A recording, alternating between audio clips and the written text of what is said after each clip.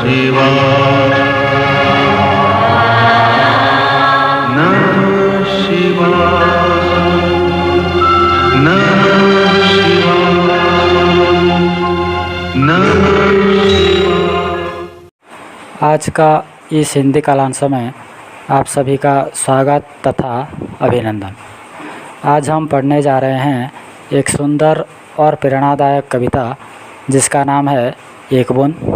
यह पद्य कवि अयोध्या सिंह उपाध्याय के द्वारा लिखा गया है। उनका उपनाम था हरिओद। 15 अप्रैल सन 1865 को उनका जन्म हुआ था। हिंदी साहित्य सम्मेलन के वह सभापति 2 बार रह चुके थे। पारिजात, रुक्मणी परिणय, प्रिय प्रवास आदि उनका प्रमुख रचनाएं हैं। तो आइए सुनते हैं इस प्रेरणादायक कविता को।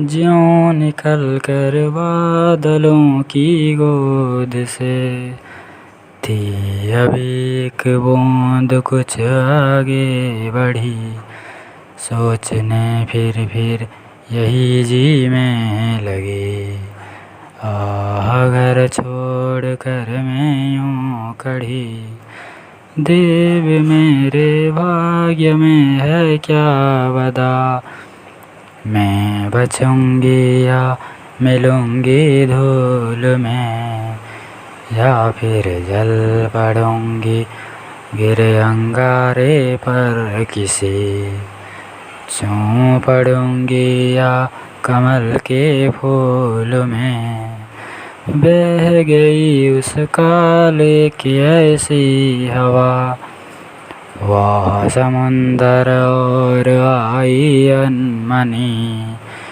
एक सुंदर सीप का था मुँह खुला,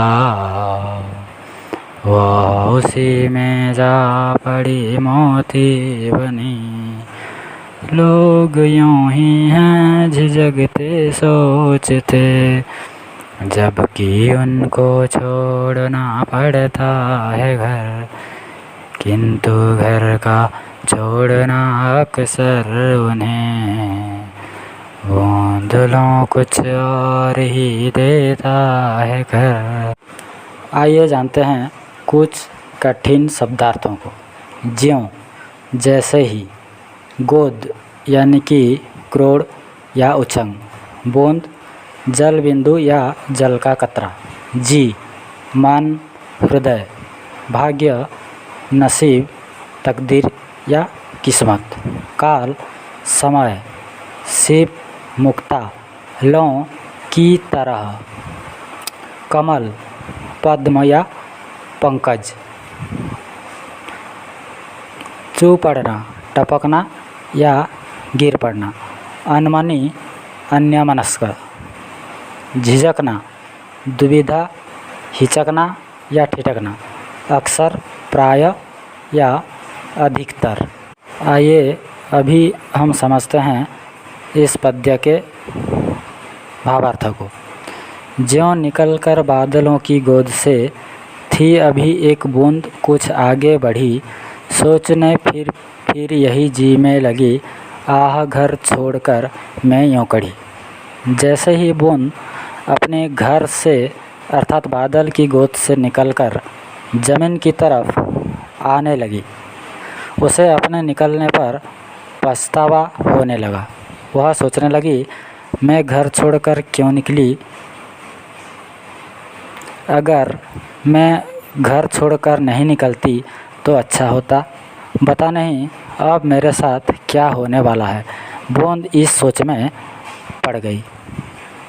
देव मेरे भाग्य में है क्या बदा, मैं बचूंगी या मिलूंगी धूल में, या जलूंगी गिर अंगारे पर किसी, चू पड़ूंगी या कमल के फूल में।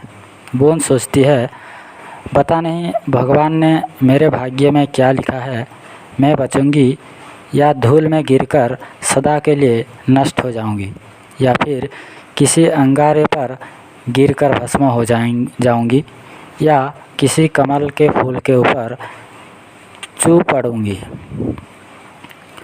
बह गई उस काल एक ऐसी हवा, वह समुंदर और आई अनमनी, एक सुंदर सीप का था मुँह खुला, वह उसी में जा पड़ी मोती बनी। बूंद जब ऐसा सोच रही थी, तभी अचानक उसी समय एक हवा का झोंका आया और उसे समुंदर की तरफ बहा कर ले गया। समुंदर में एक सुंदर सीप यानी कि मुक्ता का मुंह खुला था। उसके मुंह में गिरकर बूंद मूल्यवान मोती में परिवर्तित हो गई, अर्थात मोती बन गई। लोग यूं ही हैं झिझकते सोचते, जबकि उनको छोड़ना पड़ता है घर, किंतु घर का छोड़ना अक्सर उन्हें बूंद लों कुछ और ही देता है कर। अर्थात बूंद की तरह लोग भी ऐसा ही सोचते हैं।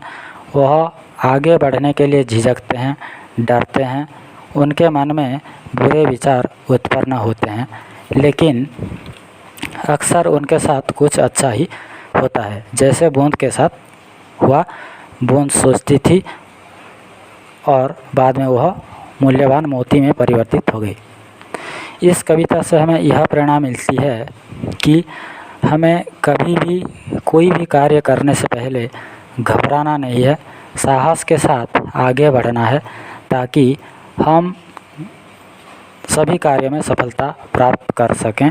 और बिना डरे कोई भी कार्य करेंगे तो ज़रूर हम सफलता प्राप्त करेंगे। धन्यवाद।